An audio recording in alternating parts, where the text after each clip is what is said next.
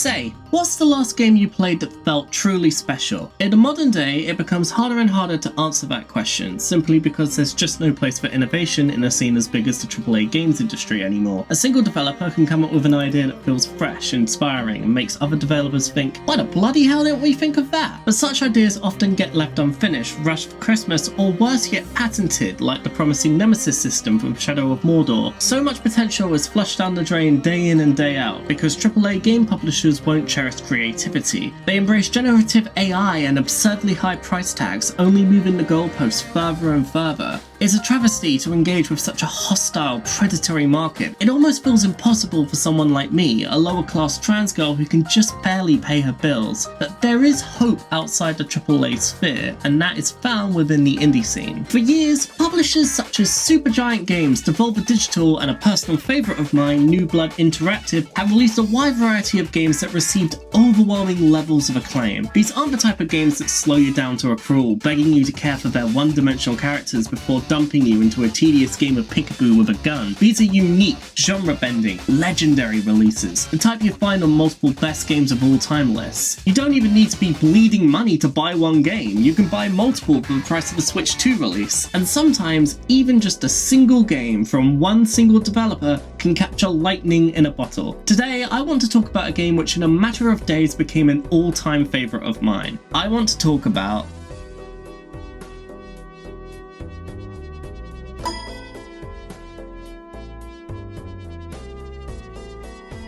Balatro is a uniquely interesting success story, given it was able to flourish in spite of the capitalistic restraints and pressures of the modern games industry due to solo dev localthunk working within the indie scene. The game's mechanics work in tandem to create a coalescence of roguelike deck building, while creating a whole new variation of the classic gambling game, poker. So, how does the game work? In Balatro, you start with a hand size of 8 and a standard deck of 52 playing cards, with a few hands and discards at your disposal. To win, you have to beat 8 antes, which consist of 3 blinds each, a small blind, a big blind, and a boss blind. Each blind requires a minimum score of chips, won by playing various poker hands sorted by strength. All of this is pretty simple so far, and you can beat ante 1 easily by utilising flushes and full houses. By the time you reach ante 2, however, the real game begins, turning this simple variation of poker into bloody chaos. There's a poker hand leveling system and risk reward skipping system, consumables that can help you, consumables that can f*** you, secret illegal poker hands, scaling jokers, the literal positioning of your played hand. I should slow down a bit. It sounds like a lot, right? That's one thing about Balatro that I find really interesting. Despite the overwhelming number of jokers, consumables, and strategies at your disposal, the game explains mechanics in precise detail. If you hover over, let's say, this joker here, it doesn't just tell you this is throwback, expecting you to know by memory what throwback does. It instead says throwback times 0.25 mult for each blind skip this run. This is applied to everything, with no exceptions, so if the mechanic confuses you, there's no need to look up how it works online. You can just hover over an item, or check run info to remind yourself what a flush means. The precise wording is great, as it teaches new players brilliantly and offers a helping nudge for pros, but it also does something else that's really cool. The wording used is incredibly specific to properly teach a player how a mechanic works, but also to inspire creative solutions. You have the opportunity to level up your poker hands and optimize the position of your jokers to engineer a higher score. You can replace, duplicate, destroy, and modify any of the cards in your deck. If you build your deck with set opportunities in mind and play the right cards, you can decimate blinds in one single hand, and that sounds insane, right? Wouldn't this be breaking the game? Well, that's the beauty of it. Balatro doesn't want you to win by playing it. Balatro wants you to win by breaking it. Hello, Mr. Chester.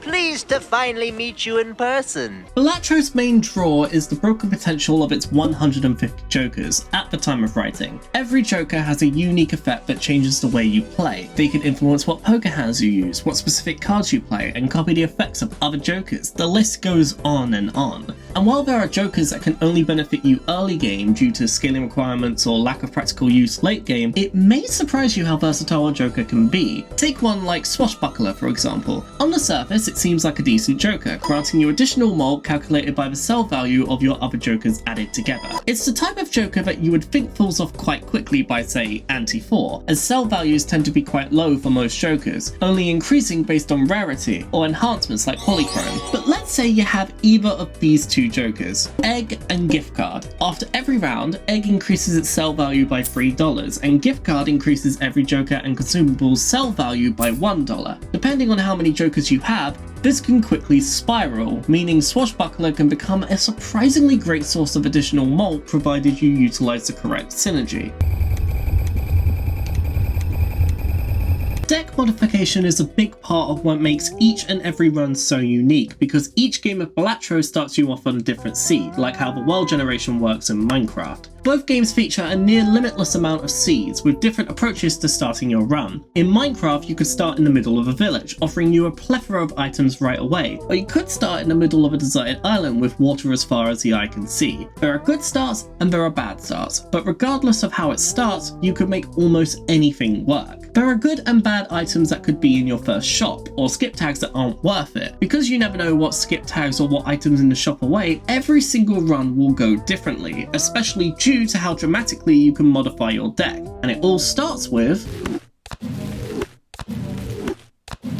Planet cards are the simplest to explain. Every poker hand has a planet card associated with it, and using said card will level it up. The higher the strength of the poker hand, the bigger the level up bonus. While it isn't required to level up poker hands, as you can do a run without leveling if you receive jokers that are insanely powerful, it can be a real safety net in the later antes. There are also 3 secret planet cards unlocked by performing one of their corresponding illegal poker hands, which are incredibly powerful and broken. Tarot cards offer a wide variety of ways to build your deck to your liking. You can destroy, convert, and add modifiers to cards in your deck. For instance, you can use the Chariot, which converts a card into a steel card, each one adding 1.5 times multiplication malt when held in hand. Or you could go gambling with the Wheel of Fortune and get cool. Tarot cards are by far one of the most flexible modifiers in Balatro and can be commonly bought in the shop to use at any time you see fit. But if you want to try a riskier proposition, you could give spectral cards a try. I originally wrote off spectral cards entirely during the early hours of play, as the majority of them affect your deck with high risk, high reward effects, but don't let that discourage you from trying them out. Spectral cards can make your run devastatingly powerful, as they can apply joker modifiers, destroy random cards for multiple enhanced cards, and even convert an entire hand into a random rank, increasing the chances of drawing that rank and being given the chance to perform incredibly powerful illegal poker hands. Listen love, just a little tip, alright? You're on the edge now and you need to pick the right way, because one way's heaven and the other, well, probably best not to think about that right now, but it's f***ing horrible. Sometimes you can make mistakes that can almost kill your run, however. What you are seeing here is a run that I did win, but this single mistake could have killed it. The aim of this run was to make a powerful 2-pair/full house run, using aces and face cards as my go-to playing cards due to the synergy of my joker setup. I decided to use the Empress to convert 2 of my aces into malt cards, and was supposed to use Death to convert a 2 into a modified ace. However, I accidentally converted my modified ace into that 2, decreasing my chances of drawing an ace and losing one of my modified aces. While this accident occurred, my partner suggested a better way I could have gone about this. She suggested I use the Chariot to convert one of my cards into a steel card, and then use Death to convert a lower value card with said steel card, further increasing the multiplied malt total of steel joker and increasing my chances of drawing an ace. But in an act of rash decision making, I nearly killed the run. What ended up ultimately saving the run was my joker setup. The multiple negative jokers resulted in a powerful swashbuckler. The deadly combo between Shoot the Moon and a blueprint affected mime re-triggered devastating multiplied mole, and considerate joker positioning only made the setup that much more powerful. So with this in mind, it's important to remember that it is okay to make mistakes in Balatro, as there are various ways that you can come back from them, but you do need to play carefully, especially on the higher stakes, and especially when considering new rules that apply to the unlockable types of decks. I even have pictures of my deck. Check out that deck.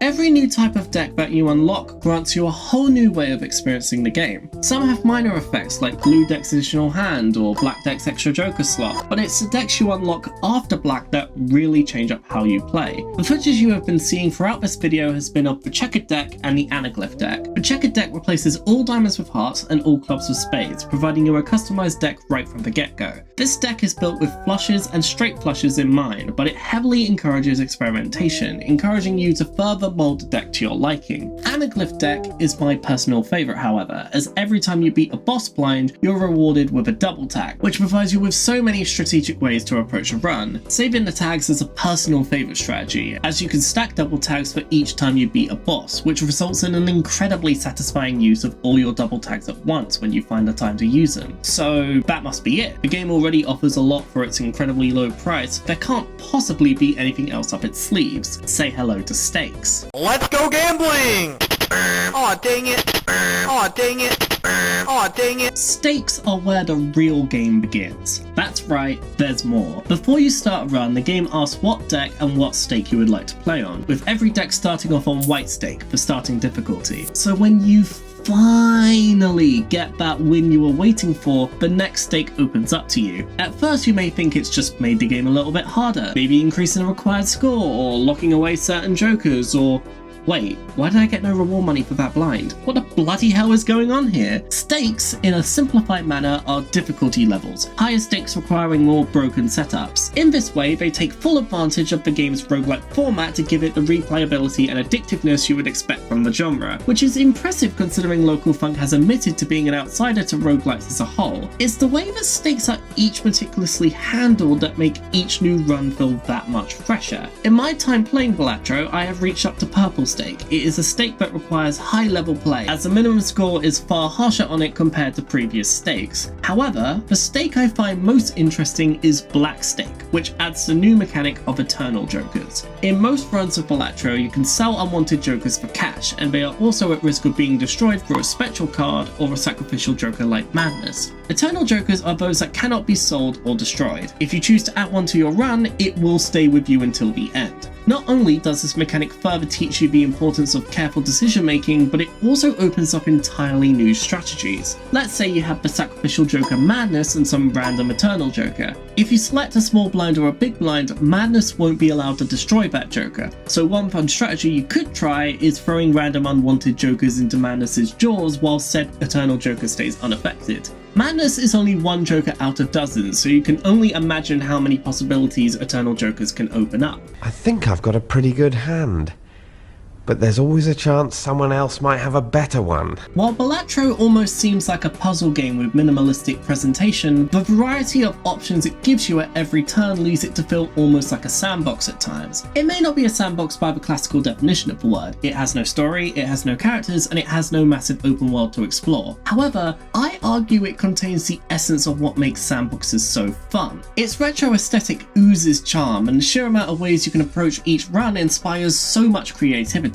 Somehow this wildly unconventional variation of poker created by one guy is able to capture the sense of freedom Ubisoft's open worlds can only pretend to offer. So if you like the sound of everything I've mentioned, pick up Balatro as soon as you can. It's cheap, endlessly replayable, and a one-of-a-kind masterpiece. Thank you all so much for watching. A huge thanks to localthunk for creating such a wonderful indie gem, and thanks to my partner Sophie for proofreading the script. If you liked the video, feel free to like, comment, and subscribe, and let me know if there are any games, films, or any other type of media you'd like to see me cover. Until next time, I'll see you in the future.